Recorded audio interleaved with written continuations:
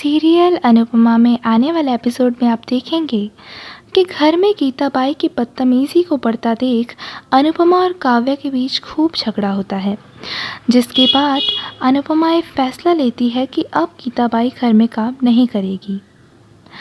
घर से जाते हुए अनुपमा गीता के पास जाती है और उसे समझाती है, जिसे सुनकर गीता इमोशनल हो जाती है। वो अनुपमा से कहती है कि वो उनके साथ काम करना चाहती है। अगर उन्हें कभी भी उसकी ज़रूरत हो तो वो हमेशा उनके लिए हाजिर है और उसे ज़रूर उस वक्त बुलाइएगा।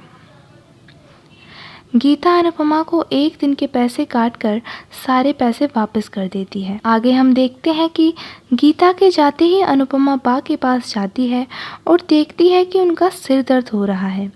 अनुपमा चाय बनाने के लिए पूछती है, लेकिन बा काव्या को ताना देने लगती है। अनुपमा बा को समझाती है कि उन्हें काव्या और वनराज के बीच नहीं बोलना चाहिए, जिसके बाद अनुपमा बा को माँ कहकर गले लगा लेती है। ये काव्या देख लेती है और मन ही मन सोचती है कि अनुपमा काफ़ी चालाक है।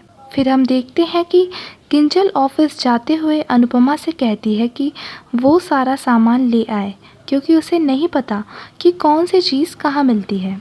बा अनुपमा से कहती है कि वो ही पूजा का सामान लाए। ये सुनकर काव्या पूछती है कि कौन सी पूजा है। अनुपमा बताती है कि वट सावित्री का व्रत है।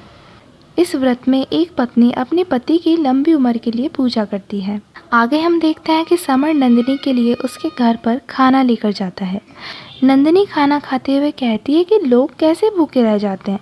ये सुनकर समर कहता है कि शादी के बाद कभी कभी व्रत रखने के लिए भूखा रहना पड़ता है, जिसे सुनकर नंदिनी समर का मजाक उड़ाने लगती है, जिसे देख समर वट सावित्री व्रत के बारे में नंदिनी को नहीं बताता। बा, किंजल और अनुपमा आंगन में बैठकर वट सावित्री व्रत की पूजा की तैयारी कर रहे होते हैं। तभी काव्या आती है और अनुपमा से कहती है कि वो कल अपने घर चली जाए। वो यहाँ रहेगी तो वनराज और उसके साथ में देखकर जल भुन जाएगी, साथ ही हम पर नज़र भी लगा देगी।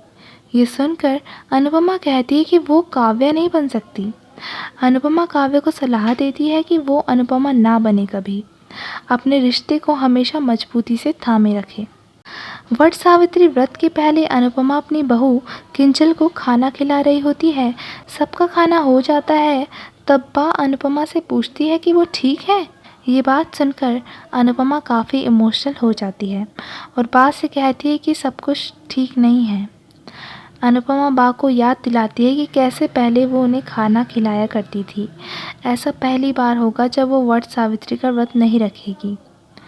अनुपमा कहती है कि एक रिश्ता क्या टूटा, सब खत्म हो गया। बा अनुपमा को समझाती है कि पुराने जख्म धीरे धीरे से ही भरेंगे, लेकिन नए जख्मों के लिए तैयार रहना पड़ेगा। आपको बता दें दोस्तों कि काव्या और अनुपमा के बीच कोल्ड वॉर जारी है।